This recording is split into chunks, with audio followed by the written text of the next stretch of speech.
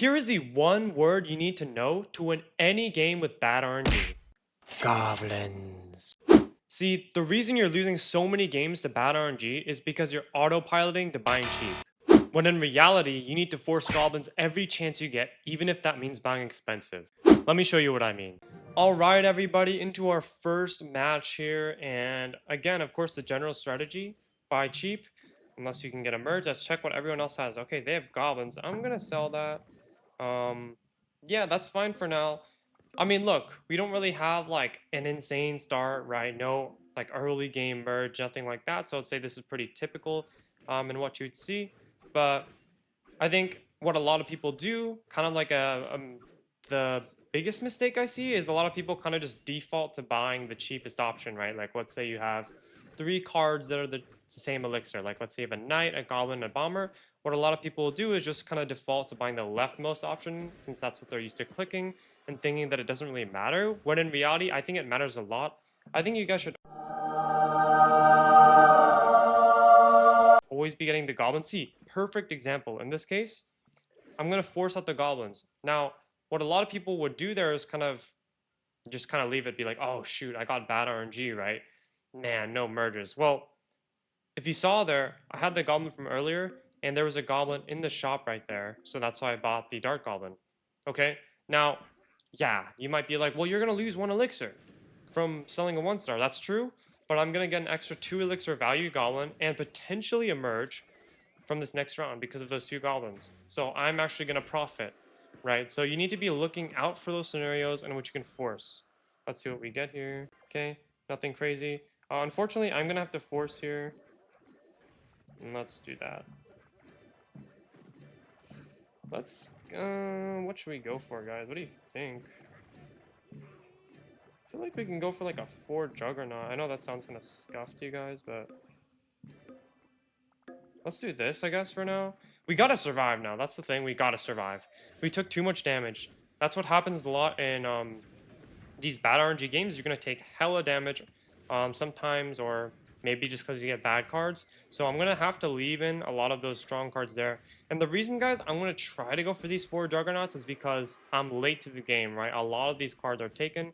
So I'm gonna need to kind of go for these less contested cards right now. Let's get the Skeleton King. Let's get the Skeleton King again. Let's keep trying to farm here. Nice Skeleton King there. Let's cycle for maybe... We can go for a Prince, honestly. Nice, we maxed that out. And honestly, not looking too shabby there. Not looking too shabby there, guys. We got our 4 jugs. Obviously, the placement, I should definitely improve next time. But now I'm probably going to go... Let's check our opponents and check what we can go for. There is a Mega Knight and a Giant Skeleton there. How about we just grab this P.E.K.K.A. and we try going for a Royal Ghost? Or maybe we can even go for a Bandit. Let's see. I mean, he's running Clan, so I'm guessing he's going to try to get the Bandit as well. So I guess let's try to go for a Ghost here and maybe a Prince. I feel like that's a pretty safe bet at this point. We can do that. Let's upgrade the P.E.K.K.A. Princess. I guess we can try getting the Golden Knight. Let's sell the Valkyrie. Let's upgrade that. Let's get the Prince. Barb, P.E.K.K.A. Okay, so the pool runs out. That's fine. Let's try to change up our placement a little bit. Get something pretty good here. And then honestly, we could get our Prince back there. Fortunately, we are facing the dead guy, so that's pretty chill. Now, guys, a lot of times when you get these bad starts, it's all about speed, right? That first round, let's say you play the early game correct, you get your goblins. That first round, you get your merge. In a lot of scenarios like what just happened this game is you'll have low HP, so you kind of got to go. So it's all about speed. It's a game of speed at that point, okay? All right, let's do this. We can even try going for the Bandit. He has a Golden Knight, so we can't go for that. Here, let's go for the Bandit. I probably should have got the Knight there. It's fine, though. I'm going to sell that. And then we could try, yeah, we can get our Knight back. I had a feeling the Knight wouldn't be taken again, because it's just generally not, like, a very contested card. Alright, I'm gonna go like this. I'm gonna try, hopefully we can max out something. But, yeah, that's fine for now, I think.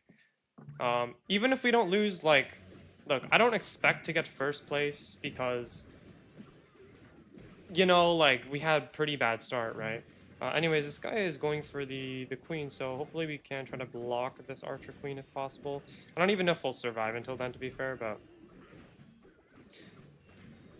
yeah, I mean, we did pretty gosh darn good for that bad RNG game, and that's how you play a bad RNG game. I fucked that. Bro, damn. Okay, guys, on to our second game here, and we have the Just Keep Living. All right, Just Keep Living. I'll get the barb here. Yeah, just gonna get the barb. Of course, buy cheap. As always. We're gonna have the dummy tank there. Not quite sure what he's doing. Maybe. Oh yeah, he just puts the card in late. Can I have the dummy tank there? You generally do want the dummy to tank unless you know you're gonna win. We should win because of our clan synergy. But yeah, I mean, this is kind of an example. I mean, the start's not very good. We have the Mega Knight next. 4 elixir shop. Not ideal, right? Of course, this is kind of like, I guess, what would kind of fit into your more typical, not so good start. So what I'm going to do is I'm just going to grab this Mega Knight here. And then, okay. See, I'm actually going to take the risk there, and I'm going to sell that. And let's just keep kind of going. I should have got the Dark Goblin there. That was my bad. But anyways, like, you will have to take a lot of quote-unquote risks like that. Because what a lot of people would have done there is when they got that merge, they would have just kind of ended the round there, secured that for the next round, and then taken it and gone. But what I like to do a lot is I kind of like to take that risk, sell a 1-star, get the guaranteed merge, sell it, and then keep going, because at that time, the worst case scenario is I break even, right? That's not bad. I mean, obviously, it's like not the best, but it's not bad. But best case, I can get more merges, right? And that's always good. So let me go like that. See, I'm going to do the same thing here.